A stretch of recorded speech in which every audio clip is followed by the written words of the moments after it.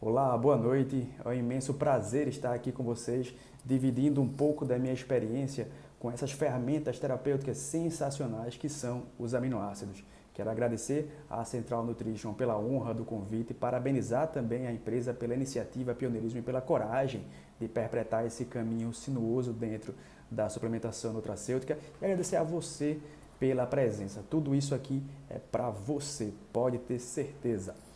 Meu nome é Vitor Hugo Costa, eu sou ortopedista, cirurgião do joelho e tenho também formação em nutrologia, medicina esportiva, longevidade. Atuo na Universidade de Pernambuco, na docência e na pesquisa e também sou fellow do American College of Lifestyle Medicine.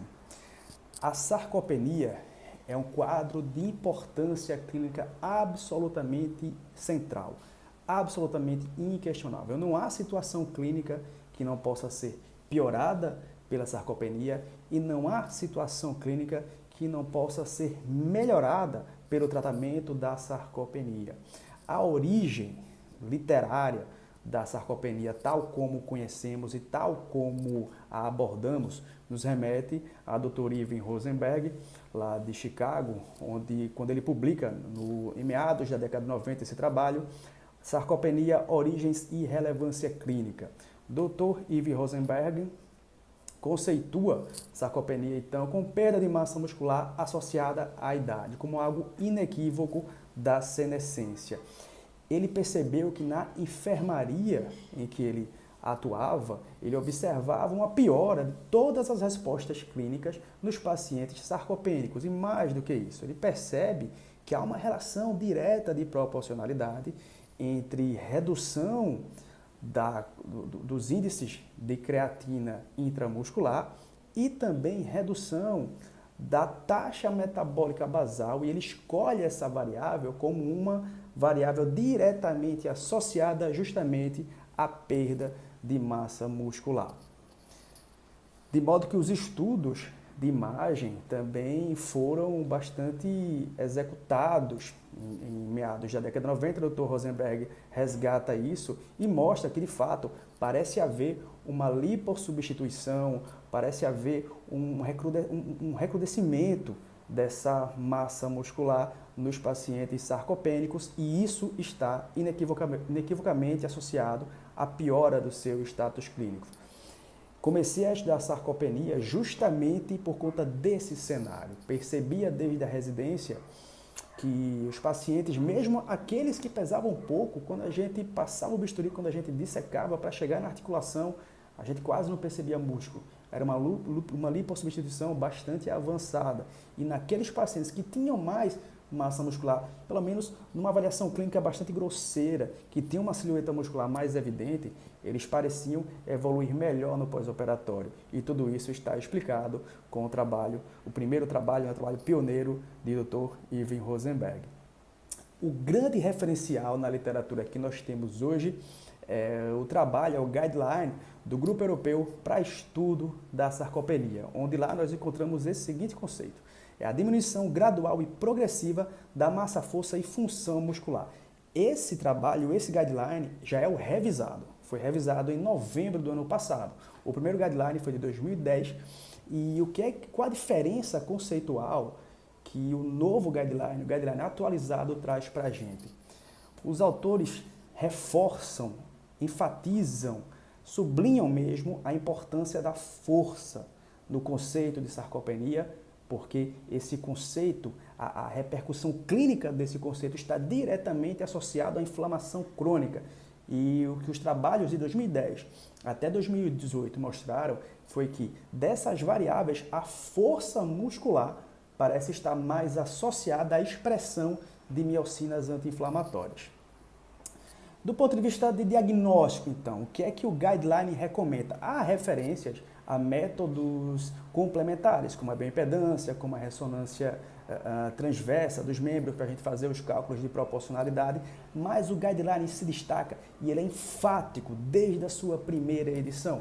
em mostrar que existem critérios clínicos que são bastante execuíveis, reprodutíveis, inclusive para profissionais que não lidam tão frequentemente com pacientes idosos e para profissionais que nem sejam médicos também, como profissionais de educação física e nutricionistas que prestam assistência a esses pacientes.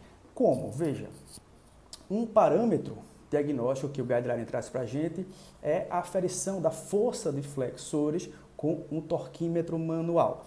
Força de flexores abaixo de 30 quilos para homens e abaixo de 20 para mulheres caracterizaria já sarcopenia. Mas compreendemos que nem todos têm torquímetro no consultório, no ambulatório. Então, o próprio Guideline já traz referenciais, já traz variáveis, parâmetros clinicamente reprodutíveis muito bons. O teste do Get Up and Go é um teste bastante simples, consiste no seguinte: a gente pede para o paciente se levantar da cadeira sem usar os braços, caminhar uma distância de 2,5 metros, voltar para a cadeira e sentar. Se o paciente faz esse percurso em menos de 20 segundos, é considerado normal, baixo risco de sarcopenia. Entre 20 a 29 segundos, médio risco, 30 segundos, elevado risco. O que os autores consideram como o ideal é em torno de 14 segundos. A sarcopenia é um processo progressivo. É um processo que, uma vez estabelecido, a tendência realmente, se nada for feito, é haver uma deterioração marcada dessa massa muscular. A partir dos 40 anos, nós temos uma queda de até 10% de massa muscular anualmente até os 70. E dos 70 em diante, isso aumenta para algo em torno de 15%. O decréscimo de força, ele acontece também, e veja, ele é mais proeminente aparentemente nos membros superiores.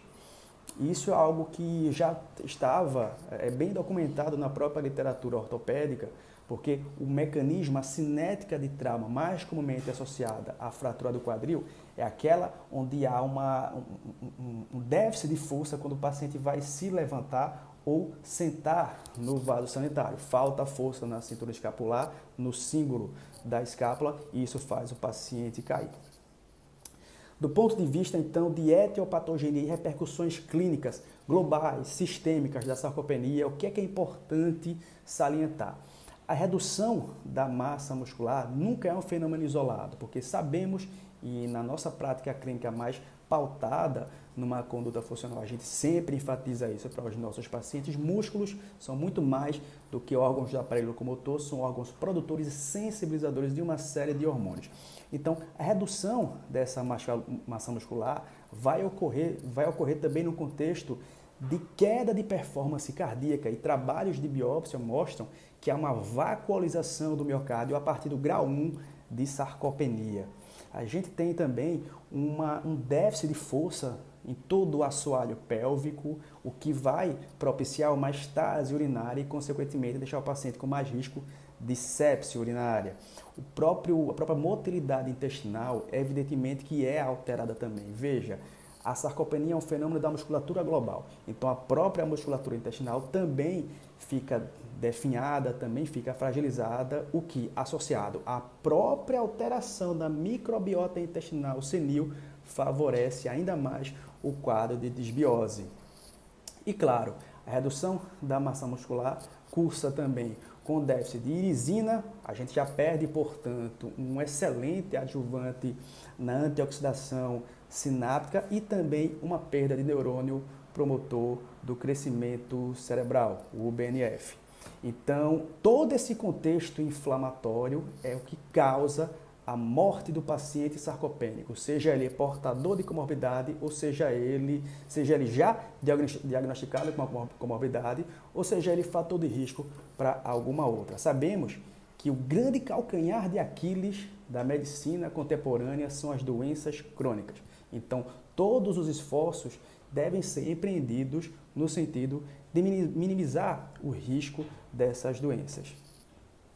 Aprofundando um pouco mais na fisiopatologia, a placa neuromotora do paciente sarcopênico é documentalmente alterada. E que parâmetro? Veja só que interessante. Esse trabalho mostrou que há uma pobreza de mitocôndrias na placa neuromotora de pacientes sarcopênicos. E além disso, estudos in vitro mostram também que há uma redução de concentração de cofatores enzimáticos mitocondriais, notadamente de coenzima Q10. Então, essa oxidação da placa neuronal parece estar na etiopatogenia da degeneração muscular. Não há tanto consenso, não há tanta certeza, é bastante controverso o quanto que a magnitude, melhor dizendo, do déficit proteico na dieta dos pacientes sarcopênicos. Essa revisão sistemática mostra que em torno de 0,32 gramas por quilo é o que os pacientes sarcopênicos têm consumido, isso no trabalho multicêntrico norte-americano, o que poderia estar por trás, na verdade, sem dúvida, estar por trás também, do ponto de vista nutricional, claro, da evolução da sarcopenia. A gente tem que lembrar sempre que há também uma degeneração gustativa que dificulta a boa escolha alimentar desses pacientes. A hipocloridia, por outro lado, vai dificultar todo o processo digestório das moléculas proteicas. Vamos voltar a isso a seguir no tratamento. A hipocloridia é um parâmetro, é um aspecto muito importante no manejo clínico desses pacientes. Vamos ver a seguir. E do ponto de vista inflamatório, é que todo esse cenário se encaixa, se fecha e a gente entende como que isso está muito intimamente relacionado à evolução e piora das doenças crônicas. Sabemos que o tecido gorduroso é o tecido inflamatório por excelência, o aumento da produção de leptina, diminuição de adiponectinas. E todas essas adipocinas, além da própria aromatização, a gente acaba perdendo também mais um braço anti-inflamatório, que seria a testosterona. Todas essas adipocinas, elas favorecem a doença cardiovascular, os transtornos metabólicos, ao passo que as miocinas e a produção de interleucina 10 no músculo esquelético elas atuam para inibir esse processo degenerativo e inflamatório. E a gente tem confirmação bastante contundente da relação entre NF-κ-beta e mTOR nos pacientes sarcopênicos, de modo que biópsias de pacientes sarcopênicos mostram que há uma preponderância de NF-κ-beta, ele que é um sinalizador contundente, quanto mais assertivo de inflamação crônica, e uma diminuição, por outro lado, da sensibilização da mTOR, e vamos ver mais detalhes sobre isso a seguir. Quadro clínico desse paciente. O que é que a gente observa quando esse paciente chega no nosso consultório? O paciente frequentemente vai ter um quadro de dor generalizada. Frequentemente o paciente tem muita dificuldade para se locomover. O paciente passa por uma situação de imobilidade. Ele refere que muitas vezes nem tem ânimo mais para sair, e esse é um dado, é uma característica muito importante do paciente sarcopênico que deve chamar a nossa atenção. O guideline do Grupo Europeu de Estudo e Tratamento da Sarcopenia levanta um cenário bastante interessante. Os autores advogam que a sarcopenia é o quadro que mais causa sofrimento mental no paciente, porque o insight não está prejudicado, ou seja, a percepção do paciente de que está perdendo autonomia, perdendo liberdade, ficando mais imóvel, cada vez mais dependente e, portanto, perdendo dignidade, é algo que lhes traz bastante sofrimento e leva a uma vulnerabilidade maior para o desenvolvimento de várias outras doenças, de vários outros transtornos. E a gente tem uma comprovação na literatura bastante contundente dessa associação entre imobilidade e, portanto, sarcopenia e quadros depressivos.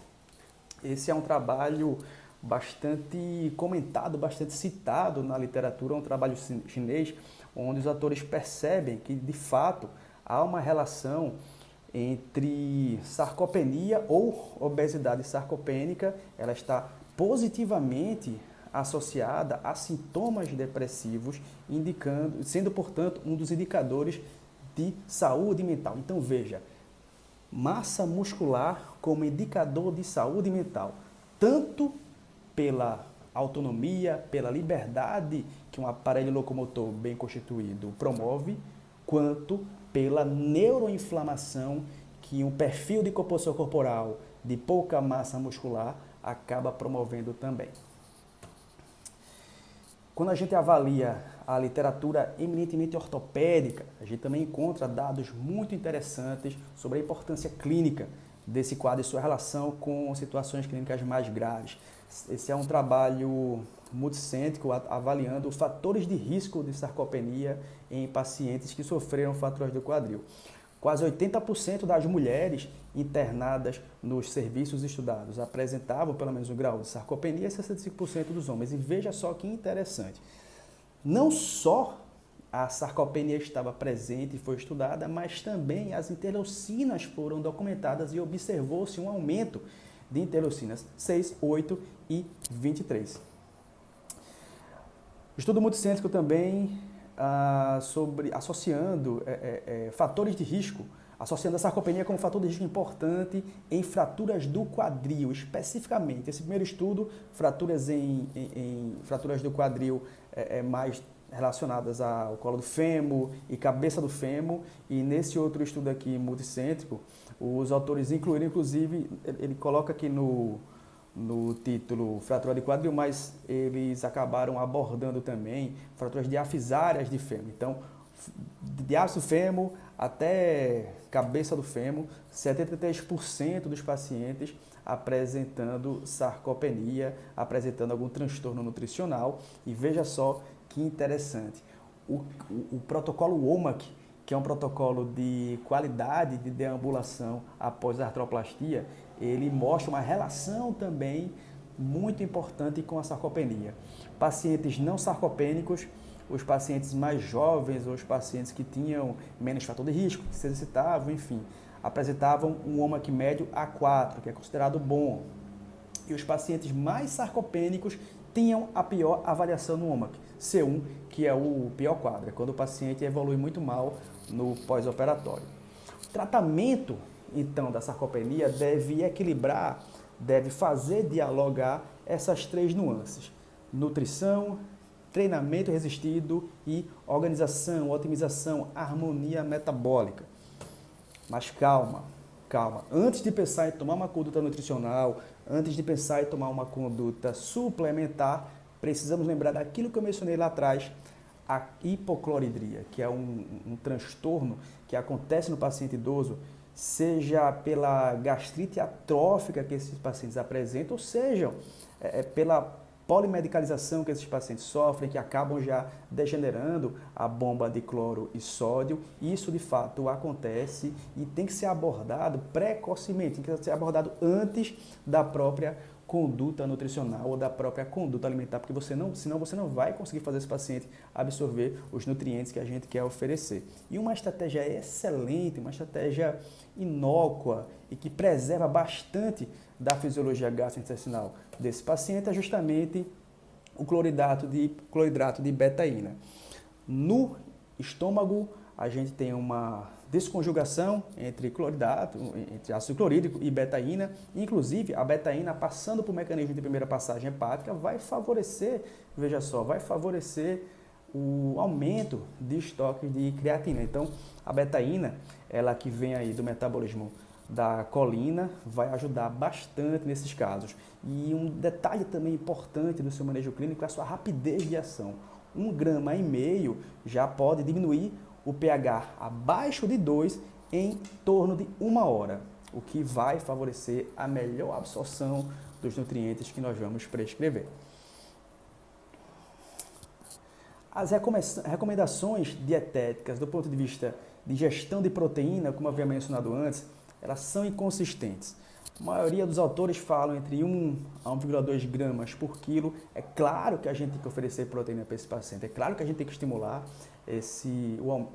o aumento da ingestão desse macronutriente, porque um adequado aporte proteico por refeição realmente é essencial para oferecer uma melhor síntese proteica. No entanto, a resistência anabólica desse paciente dificulta bastante a síntese proteica a partir somente do aumento da ingesta de proteínas. 20 a 30 gramas de proteínas por dia poderia ajudar a sensibilizar a mTOR desses pacientes, poderia favorecer a síntese proteica muscular. É importante que a gente faça, mas a suplementação de fato vai ter uma indicação categórica, clássica nesses casos. Falando em suplementação, então, o papel da leucina nesse contexto é irrevogavelmente associado à estimulação da via da mTOR. Tanto as revisões avaliando o papel dos BCAAs, quanto trabalhos que avaliam somente a leucina ou ensaios clínicos que comparam a leucina a outros aminoácidos, mostram a importância, a relevância dessa suplementação para o aumento da síntese proteica. A leucina foi avaliada em comparação com o BCAA e com aminoácidos essenciais, 8 pacientes seguidos aí por 4 meses e realizada biópsias. O que é que esses trabalhos mostraram de interessante? Veja só, de fato a leucina estimula, de fato uma proporção maior de leucina no blend de aminoácidos que você for prescrever vai promover uma melhora da síntese proteica, mas veja só que interessante, a proteína 6 ribossomal e o fator iniciante eucarionte, ou seja, proteínas 6, S6 e 4G, elas são mais estimuladas, elas são mais fosforiladas na presença de aminoácidos essenciais, e a seguir de leucina, e por último, e a seguir, logo depois de leucina, BCA, e por último, no grupo placebo. Então, aminoácidos essenciais já se mostram aqui ferramentas muito importantes, eu diria até imprescindíveis para o manejo clínico desses pacientes. Será que tem algum benefício do BCAA? Sim, temos. Nós percebemos que a literatura traz para a gente dados muito importantes a respeito da importância do BCAA, nem tanto para a síntese proteica, mas para inibir a própria fadiga durante o treino que esses pacientes podem sofrer, uma vez que os BCAAs vão competir com o triptofano pelo mesmo locus de transporte proteico. Então, oferecer BCAA para esses pacientes que vão frequentemente começar a ter um regime de treino pela primeira vez na vida acaba sendo uma estratégia interessante, e já aí é uma conduta minha, eu gosto de fazer isso associado a peridoxina e metilcobalamina para deixar um bem-estar mental mais relevante, mais importante nesses pacientes. E os aminoácidos essenciais, então veja, aumentar a ingesta proteica de fato é importante nesses pacientes, mas a cinética absortiva dos pacientes idosos desfavorece, evidentemente, um uso a contento só da proteína nas refeições. A gente tem distúrbios digestivos, absortivos, desde a capacidade de mastigação desse paciente, que está diminuída tanto pela própria sarcopenia do masseter, quanto por disfunções dentárias. Além disso, nós temos também uma situação de disfunção de microbiota intestinal que vai também, evidentemente, desfavorecer a absorção de uma proteína com um perfil molecular mais extenso, mais demandante até energeticamente. Então, os aminoácidos essenciais, eles vão fazer esse bypass cinético. A gente vai perceber na literatura excelentes indicações, excelentes comprovações do implemento de síntese proteica a partir do seu uso. Então, a resistência anabólica, ela é de fato superada, vencida, suplantada com a administração dos aminoácidos essenciais. A gente tem um NNU, inclusive o Nitrogen Net Unit dos aminoácidos essenciais, muito superior ao que seria, por exemplo, observado com o whey protein, ou seja, o nitrogênio, o balanço nitrogenado, a positividade, melhor dizendo, do balanço nitrogenado com os aminoácidos essenciais, ela é significativamente muito maior do que com o whey protein. Ou seja, o nitrogênio, e essa é uma variável de eficiência da suplementação. O nitrogênio que a gente oferece com os aminoácidos essenciais, de fato, vai para a síntese proteica, de fato, vai para o músculo e, portanto, de fato, vai tratar o quadro de sarcopenia dos pacientes.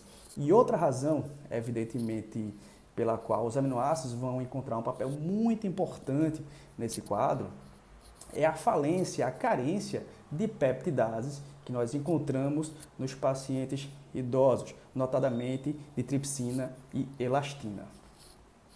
É muito importante, não podemos esquecer disso. Uma vez que a sarcopenia, que a perda de massa muscular e de força está associada ao maior perfil inflamatório, interleucina 6, 8, TNF-alfa principalmente, a gente tem que também atuar nesse braço inflamatório. Claro que a musculatura é a maior farmácia anti-inflamatória da natureza, mas esse paciente já está inflamado há tanto tempo que é importante que a gente já comece a atuar com medidas anti-inflamatórias para que de maneira adjuvante os aminoácidos melhorem essa síntese proteica.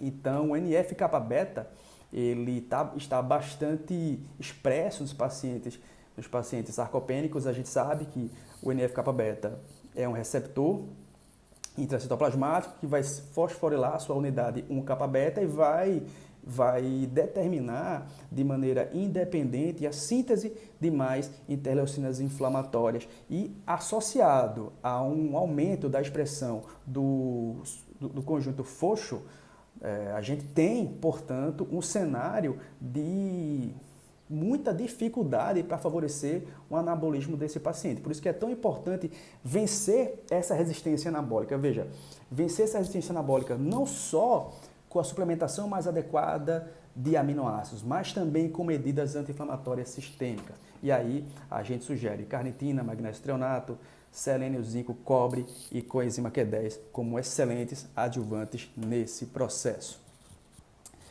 Eu queria dividir com vocês essa experiência que nós estamos tendo lá no Laboratório de Performance Humana da Universidade de Pernambuco. Aqui são meus alunos, meus bolsistas de iniciação científica.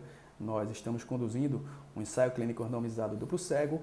Estamos aí em 16 semanas desse segmento no lar de idosos, onde a universidade realiza alguns projetos de extensão. Nós estamos avaliando o grupo de intervenção, são 32 pacientes, sendo 20 homens e 11 mulheres, e o grupo controle são 30 pacientes, sendo 19 homens e 11 mulheres. Nós estamos oferecendo 2 sachês ao dia de 10 gramas para o grupo de intervenção e, evidentemente, o placebo para o grupo controle. Além disso, ambos os grupos vêm praticando treino resistido sob supervisão do profissional da educação física que está acompanhando o estudo. Após 15 semanas, o que é que nós estamos observando? Isso tem sido espetacular. Testes clínicos de facílima execução, que todos os profissionais de saúde podem realizar, fisioterapeutas, profissionais de educação física, médicos de várias especialidades, nutricionistas de vários cenários de atuação podem executar, estão se mostrando com P menor do que 0,001. E após 15 semanas, nós temos observado diferenças estatisticamente significativas entre o grupo controle e o grupo intervenção em 3 parâmetros clínicos que são recomendados no guideline do Grupo Europeu de Estudo de Sarcopenia. E que parâmetros são esses? Bateria de desenvolvimento físico curto, 6,9 segundos de média no grupo intervenção e 10,2 segundos de média no grupo controle. Que teste é esse? Nesse teste, a gente solicita ao paciente que caminhe por 4 metros, sente e levante de uma cadeira no final desse percurso 5 vezes. O guideline recomenda que o ideal é que esse valor seja abaixo de 8 segundos. Nós encontramos esse ideal no grupo intervenção. Segundo parâmetro, velocidade de marcha. O ideal é que ela seja abaixo de 1 metro por segundo, segundo o guideline do grupo europeu. E nós observamos no grupo intervenção 0,81 metros por segundo, no grupo controle uma velocidade de marcha de 1,2 metros por segundo. O teste Get Up and Go. E esse é o parâmetro clínico mais refinado, porque ele afere não só a força, mas também a propriocepção. E o que é que nós temos observado? Um resultado médio de 17,2 segundos no grupo intervenção e resultado médio de 32,1 segundos no grupo controle. O teste Get Up and Go, relembrando, é aquele onde a gente solicita ao paciente que levante da cadeira sem o auxílio das mãos, caminhe por uma distância de 2,3 metros, volte e sente novamente na cadeira. São resultados muito animadores, nos deixam com a convicção de que estamos atuando efetivamente com o melhor da saúde preventiva, com o que há de mais refinado, de mais edificante espiritualmente até nas nossas profissões, na nossa missão de promover saúde, que é justamente promover dignidade. É exatamente melhorar a saúde o bem-estar das pessoas que confiam em nós do ponto de vista mais global e naquilo que é mais central, mais medular, que é a sensação de liberdade, é a sensação de poder se locomover, poder ir e vir, sem depender tanto, pelo menos, de outras pessoas. Esse aspecto da promoção da dignidade é algo que tem realmente até nos emocionado na condução desse trabalho. Algumas lições para casa. Então, sempre abordar a sarcopenia, pensar sempre nela, diante de qualquer quadro. Não há quadro clínico que não possa ser melhorado com sua abordagem, não há quadro clínico que não possa ser piorado com sua negligência. Incentivar o treinamento desse paciente. O que nós temos observado é que a melhora dos aspectos locomotores e clínicos é muito bem acompanhada da performance mental. Isso, sem dúvida, tem a ver com o treinamento. E, como havia mencionado antes, a dignidade que a gente promove tratando a sarcopenia realmente é algo inigualável e bastante gratificante. Foto aí no nosso ambulatório, paciente do nosso ambulatório lá de performance humana, Dona Nenê, tratando de sarcopenia, já está realizando aí as suas primeiras corridas e vem mostrar para a gente seu troféu, sua medalha, nos enchendo de orgulho. Pessoal, muito obrigado pela atenção de vocês, estou à disposição para dúvidas, questionamentos e trocar experiências sobre casos clínicos reais, porque essa é sempre a nossa verdadeira grande intenção. Um grande abraço, tchau, tchau. Olá, parabéns por estar investindo em conhecimento. Nós do time central queremos ter você como nosso parceiro prescritor. Se você gostou da utilização do amino nas práticas clínicas que você está vendo nas palestras, clique no link aqui embaixo, vamos agendar uma visita online com você e mostrar todos os diferenciais desse produto fantástico. Te esperamos lá!